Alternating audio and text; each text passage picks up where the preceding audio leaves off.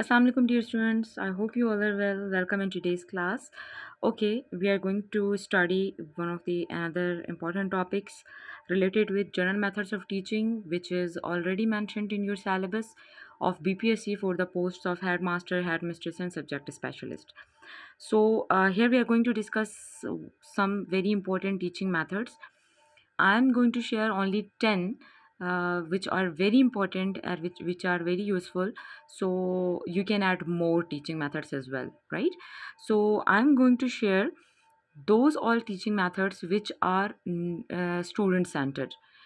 Mostly they are student centered and they are the modern teaching methods. ठीक है, traditional कोई भी teaching method मैंने ऐड नहीं किया, सिर्फ कुछ हैं जिनको हमने एक्सप्लेन करना है, क्योंकि ये टीचिंग मेथड्स हैं, इनको हम एक्सक्लूड नहीं कर सकते. So let's start.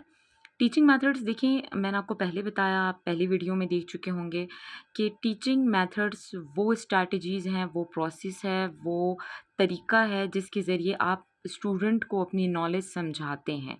हमारे पास जो सबसे बड़ी प्रॉब्लम स्टूडेंट्स को फेस करनी पड़ रही है, that is the teaching method.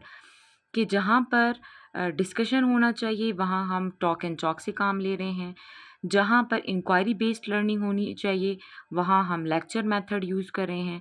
तो अपने टॉपिक को आइडेंटिफाई करना कि उसके साथ कौन सा टीचिंग मेथड आएगा, that is the basic characteristic of the effective teacher. ठीक है, एक इफ़ेक्टिव टीचर वही है जिसको ये पता है कि मैंने किस टीचिंग मेथड से कौन सा टॉपिक कवर कराना है, मेरे स्टूडेंट्स को किस तरह से मैंने समझाना है. ठीक है, आप देखिए जी, हमारे पास टीचिंग मेथड में जो डिस्कशन मेथड है वो बहुत इंपॉर्टेंट है, बहुत अच्छा समझा जाता है. This is student centred approach, जिसमें आप बच्चे को इन्वॉल्व करते हैं. आप कोई टॉपिक देते हैं, ठीक है, जिसमें आप बच्चे को बोलते हैं, मोस्टली ये सोशल साइंसेज में होता है, तो आप जो है ना वो बच्चे को टॉपिक देकर आप उनको डिस्कशन का मौका देते हैं, उनको उनकी राय देने का मौका देते हैं.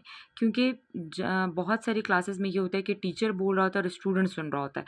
सो discussion method is the method which is a group teaching method. ठीक है, कोऑपरेटिव लर्निंग मेथड, जिसमें आप बच्चे को डिस्कशन का मौका देते हैं, वो अपने ओपिनियंस देता है. ठीक है, दूसरा लेक्चर मेथड है जो कि बहुत कॉमन है, जिसमें टीचर बोलता है और स्टूडेंट सुनता है. Same is a demonstration teaching method, जिसमें जो टीचर सेंटर्ड है, टीचर बोलता है, स्टूडेंट सुनता है. ठीक है, लेक्चर और डेमोन्स्ट्रेशन में थोड़ा सा स्लाइट डिफरेंस सिर्फ है कि डेमोन्स्ट्रेटर जो है वो लेक्चर को थोड़ा एलेबरेटेड फॉर्म में एक्सप्लेन करता है, और जो लेक्चर मेथड होता है इसमें सिर्फ लेक्चर दिया जाता है टॉपिक से रिलेटेड. ठीक है, सिर्फ जो है एक जनरल सा लेक्चर होता है आपके टॉपिक से रिलेटेड. जो सबसे इम्पॉर्टेंट हम टीचिंग मेथड जो एक मॉडर्न टीचिंग मेथड शेयर करने जा रहे हैं, that is think pair share. Think pair share में क्या होता है कि आपने अपने क्लास को पेयर्स में डिवाइड करना होता है. नेम इंडिकेट करें ना, थिंक पेयर शेयर. ठीक है, इसमें पेयर आप बनाते हैं, जैसे ग्रुप नंबर 1, ग्रुप नंबर 2, 3, 4, जितनी आपकी स्ट्रेंथ है क्लास की, आपने पेयर बना लिए. आप टॉपिक दे देंगे, दोनों स्टूडेंट सोचेंगे, एक दूसरे के साथ ओपिनियन शेयर करेंगे. सारे ग्रुप्स, फिर इन ग्रुप्स में एक स्टूडेंट या फिर जो है ग्रुप जो है ना दोनों, कुछ पॉइंट ये कोई बच्चा शेयर करेगा, कुछ ये जब टीचर इनसे पूछता है तो. ठीक है, so this is think pair share, कि जिसमें पेयर अपने टॉपिक को सोचता है फिर वो शेयर करते हैं उसको. ठीक है, मोस्टली इसमें ये होता है कि एक बच्चा आपके पास मीडियोकर बच्चा या जो स्लो लर्नर डाला जाता है, एक जो है वो आपके पास फास्ट लर्नर डाला जाता है, जिसमें जो है वो दोनों अपने ओपिनियन को शेयर करते हैं, अपने आइडियाज़ बताते हैं, फिर उसके बाद जो है सोचते हैं, फिर बताते हैं, फिर क्लास में शेयर करते हैं. ठीक है, another method is very important, that is jigsaw method. ठीक है, जिक्सॉ मेथड कौन सा मेथड है, ये असल में हमारे पास ग्रुप वर्क है. ठीक है, इसमें क्या होता है कि आपने अपनी क्लास को डिवाइड कर देना है, जितने पॉसिबल ग्रुप्स बन सकते हैं. 4 का ग्रुप बनता है, 5 स्टूडेंट्स का ग्रुप बनता है, 6 का बनता है, इसमें आपके पास कोई लिमिटेशन नहीं है. ठीक है, आपने अपनी क्लास की स्ट्रेंथ के हिसाब से स्टूडेंट्स को ग्रुप में डिवाइड कर दिया. जिक्सॉ एक गेम भी है ना, जिसको पज़ल गेम हम कहते हैं. पहले आपके पास वो पज़ल को जो है हमें सॉल्व करना होता है, एक पॉइंट पर लेकर आना होता है. इसी तरह आप क्या करेंगे, ग्रुप 1, 2, 3, 4, आपके पास 4 टॉपिक्स हैं, आपने इन चारों को टॉपिक्स दे दिए. ठीक है, अब पहले आप इनको 5 to 10 मिनट्स देंगे कि ये ग्रुप आपस में अपने पॉइंट्स को शेयर करेगा और इसमें हर स्टूडेंट पार्टिसिपेट करेगा। ठीक है, क्यों? क्योंकि इसमें से आपने इनको अलग करना है। हर स्टूडेंट के पास अपने टॉपिक से रिलेटेड मटेरियल होना चाहिए, बोलने के लिए भी और शेयर करने के लिए भी। जब आपने ये दे दिया, फिर आप सेकंड में क्या करेंगे, इन ग्रुप्स को स्प्लिट कर देंगे। ठीक है, अब देखिए, जो आपके पास फर्स्ट ग्रुप बनेगा, न्यू ग्रुप बनेगा, एक्सपर्ट ग्रुप बनेगा, वो कौन सा ग्रुप बनेगा? जिसमें ग्रुप ए भी है, ग्रुप बी भी है, ग्रुप सी भी है, ग्रुप डी भी है, और वो अपने अपने टॉपिक्स के साथ आए हुए हैं। ये अपना टॉपिक इनको शेयर करेगा, ये अपना, ये अपना, ये अपना।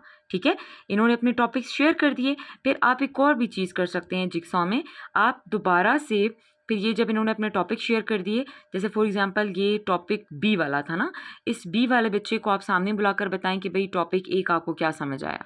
ठीक है, या आप टॉपिक डी वाले बच्चे से पूछें कि टॉपिक सी ने आपको क्या बताया, आपने क्या सीखा उससे। ऐसे बच्चों में क्या होगा, एक तो लिसनिंग और अंडरस्टैंडिंग की पावर इन्हेंस होती है। This is a very good teaching method जो कि यूज़ करना चाहिए, टीचर्स को इम्प्लीमेंट करना चाहिए। Okay, next we are going to discuss another teaching method that is role play. ठीक है, रोल प्ले ज़्यादातर आपके पास इंग्लिश के जो आपके पास लेसन्स हैं उसमें आप रोल प्ले करा सकते हैं। Role play is very important और बहुत अच्छा टीचिंग मेथड है जिसमें स्टूडेंट पार्टिसिपेट करता है। फॉर एग्जांपल, आप कोई स्टोरी है तो टीचर्स इस स्टोरी को इतना बोरिंग बना देते हैं कि बच्चा उसमें इंटरेस्ट नहीं लेता ना, तो आप इसमें डायलॉग्स करवा सकते हैं। आप बच्चे को कैरेक्टर्स बनाएं। फॉर एग्जांपल, आप कोई किंग, क्वीन या इस तरह की कोई स्टोरी आपने पढ़ाई, आप स्टूडेंट को उनके डायलॉग्स दें, आप वो कैरेक्टर परफॉर्म कराएं, दैट इज़ रोल प्ले। वो बच्चा क्लास के सामने आके वो परफॉर्म जब करते हैं तो बैठा हुआ बच्चा भी इसको अंडरस्टैंड करता है स्टोरी को, और जो परफॉर्म कर रहा है उसको भी वो नहीं भूलेगा। ठीक, next is self regulated learning method. एक ये लर्निंग मेथड है कि जिसमें खुद जो है वो बच्चे को आप इस तरह से आप उसको चीज़ों में इन्वॉल्व करते हैं ना, जब कोऑपरेटिव लर्निंग में आप इसको इन्वॉल्व करते हैं क्लास में, तो इस तरह के लर्निंग मेथड्स में जिसमें जो स्टूडेंट सेंटर्ड हैं, वो आपके पास बच्चे में self awareness, self monitoring, self motivation enhance करते हैं। ये भी एक लर्निंग का मेथड है कि आप बच्चे को क्लास में जब अपने लेक्चर में इन्वॉल्व कराते हैं। ठीक है, फॉर एग्जांपल, आप पढ़ा रहे हैं, आप बच्चे से कहिए कि भाई बोर्ड पे आके मुझे समझाएं मैंने जो भी पढ़ाया वो क्या था, या आपको इस फ्लो चार्ट में क्या समझ आया, आपको इस डायग्राम में क्या समझ आया, इस क्वेश्चन में आपकी अंडरस्टैंडिंग क्या है, जो आया आप बच्चे को बुलाएं।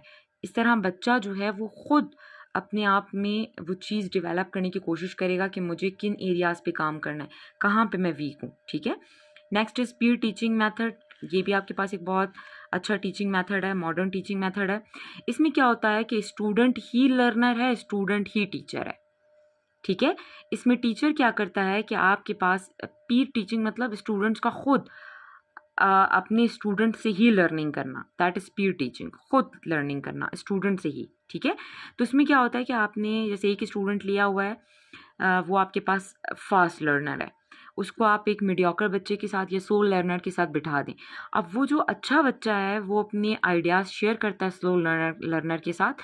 बेशक वो बच्चा जो स्लो लर्नर है वो टीचर को अपनी चीज़ें शेयर नहीं करा, लेकिन स्टूडेंट के साथ करेगा, और वो लर्निंग भी उसकी बेहतर होती है। पीयर टीचिंग में, में बच्चा जो है वो शेयर करता है अपने आइडियाज़ को, मतलब स्टूडेंट का स्टूडेंट से ही सीखना इज़ पीयर टीचिंग।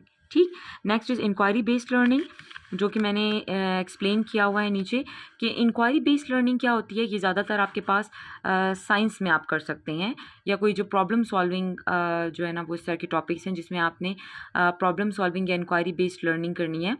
तो ये मॉडर्न टीचिंग टेक्निक है। अभी का बच्चा रिसर्चर है, ठीक है, वो सिर्फ स्टूडेंट नहीं है, उसको आपने रिसर्चर बनाना है, इन्वॉल्व करना है उसको क्लास में।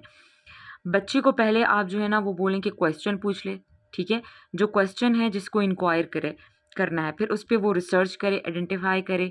ठीक है, अपना जो डेटा है उसको कलेक्ट करे उस प्रॉब्लम के ऊपर, फिर इवेलुएट करे कि वाकई में जो मैंने डेटा कलेक्ट किया वो करेक्ट था या नहीं था। बेशक आप एक छोटा सा क्वेश्चन दे दें उसको कि क्लास में स्टूडेंट्स क्यों पार्टिसिपेट नहीं कर रहे, छोटा सा टॉपिक दे दें।